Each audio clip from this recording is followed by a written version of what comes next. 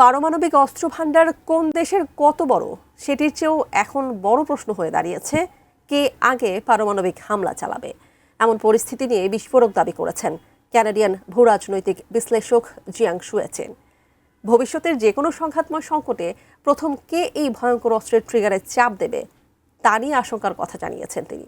বিস্তারিত জানাচ্ছেন ত্রিবেণী তনু।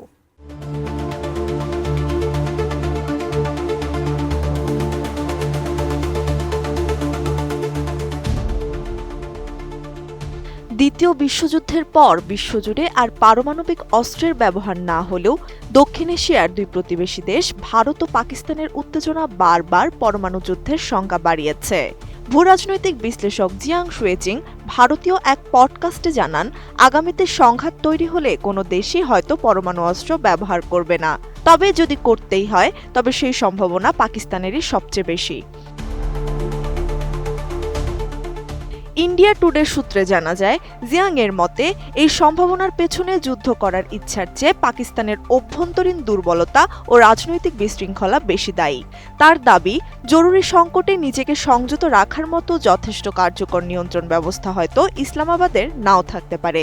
অন্যদিকে ভারতের নো ফার্স্ট ইউজার বা আগে আক্রমণ না করার ঘোষিত নীতি থাকলেও পাকিস্তানের এমন কোনো আনুষ্ঠানিক প্রতিশ্রুতি নেই।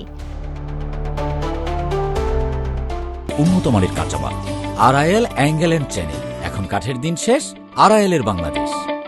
ভারতের বিশাল প্রচলিত সামরিক বাহিনী এবং অর্থনৈতিক শক্তির বিপরীতে টিকে থাকতে পাকিস্তান মূলত তাদের পারমাণবিক অস্ত্রকে শেষ ভরসা হিসেবে দেখে। তবে ভারত পাকিস্তান সম্পর্কে টানাপোড়েনে দুই দেশের নেতাদের বক্তব্যে মাঝে মধ্যেই পারমাণবিক অস্ত্র ব্যবহারের প্রসঙ্গ উঠে এসেছে। স্টকহোম ইন্টারন্যাশনাল পিস রিসার্চ ইনস্টিটিউটের তথ্য অনুযায়ী ভারতের হাতে ১৯০টি এবং পাকিস্তানের হাতে ১৭০টির মতো পারমাণবিক ওয়্যারহেড রয়েছে। বিশ্লেষকদের মতে, প্রচলিত যুদ্ধে কোণঠাসা হয়ে দেশের অস্তিত্ব সংকটে পড়লে পাকিস্তান এই অস্ত্রকে শেষ অবলম্বন বানাতে পারে।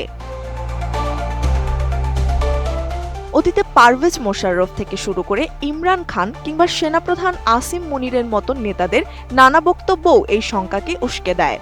এমনকি পাকিস্তানের তীব্র সামরিক সংকটে বিশ্বকে সাথে নিয়ে ধ্বংস হওয়ার মতো সামরিক হুমকির ইতিহাসও উঠে এসেছে এই বিশ্লেষণে। তবে একই সাথে পাকিস্তান সরকার এটিকে কেবল শান্তিপূর্ণ ও প্রতিরক্ষামূলক হিসেবেই আখ্যা করে আসছে। যদিও জিয়াং স্পষ্ট করেছেন, তাদের জীবদ্দশায় পরমাণু যুদ্ধ হওয়ার সম্ভাবনা 0% কাছাকাছি।